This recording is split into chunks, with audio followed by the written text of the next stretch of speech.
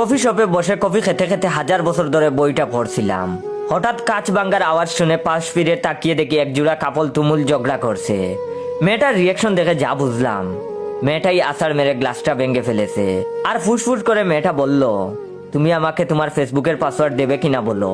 ছেলেটা তখন নিচু স্বরে বলল, তুমি আমাকে বিশ্বাস করো না, এ জীবন রেখে আমি কি করব।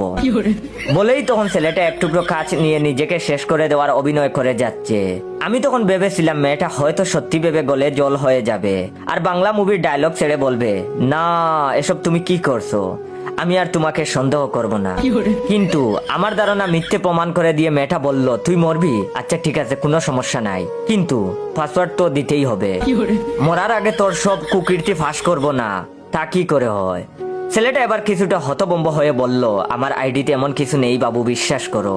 আর কাচের টুকরো ফেলে দিয়ে মেয়েটার 2 হাত ধরে অনেক বোঝানোর চেষ্টা করে যাচ্ছে। এদিকে ঝগড়া দেখতে দেখতে আমার কফি প্রায় শেষের দিকে। ওয়েটারকে দেখে বললাম, আরেক কাপ কফি দিন। গরম গরম কফিতে চুমুক দিয়ে খুব মনোযোগ সহকারে এদের ঝগড়া দেখতে লাগলাম। মেয়েটা ছেলেটার হাত থেকে মোবাইল কেড়ে নেওয়ার চেষ্টা করছে। কিছু লোকজন জড়ো হয়ে এদের কাণ্ড দেখে যাচ্ছে, কেউ কিছু বলছে না। তখন ছেলেটা রেগে গিয়ে বলল, তোর পাসওয়ার্ড লাগবে না, আমার চেঞ্জ করে ফেলবি আজকেই, তবু আমার পাসওয়ার্ড চাইবি না। মেয়েটা তখন জুড়ে চিৎকার করে বলল, আরে আমি কি তোর মতো চিটার নাকি যে সব কিছু গোপন করব? আমার সাদা মনে কাদা নেই।